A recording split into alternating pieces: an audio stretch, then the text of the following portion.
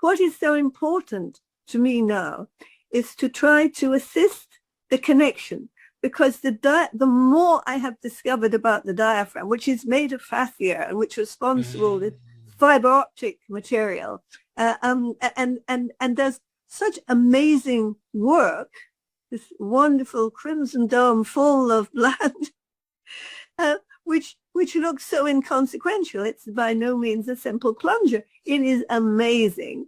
And it's got memory and a degree of consciousness. It's just, but you can also look at it and describe it in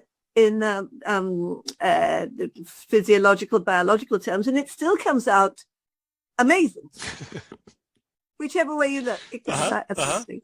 And then oxygen, which has now been found to be a trigger for the unlocking of genetic material in the cell, the presence.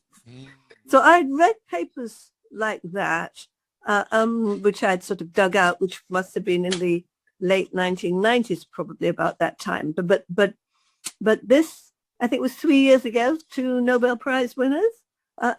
They were working for a pharmaceutical company. They were trying to, so they said,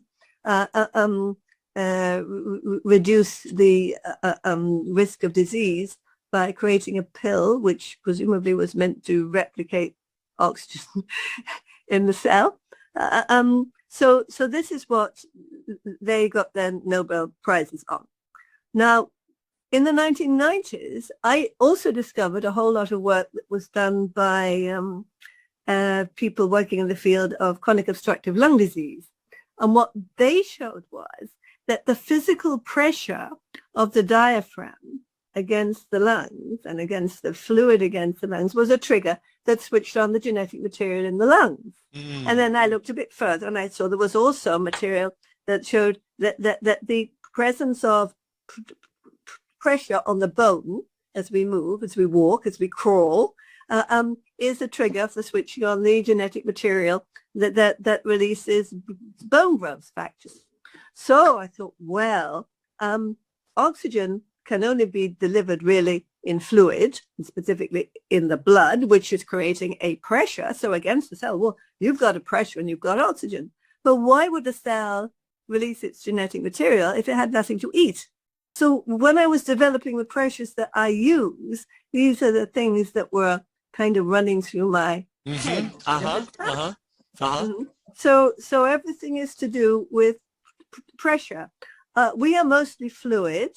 The most frequently occurring metabolite in the body is oxygen, but life is movement.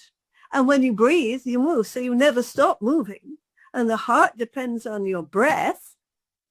It's just, and then we have all these interesting organs in our bodies, but we're not very interested in them or their personality. Yes. So they are helping us through. We don't visualize them. We don't really talk to them. Well, and some people have tried it, but it's not something that is part of our culture. We might as well be sponge rubber.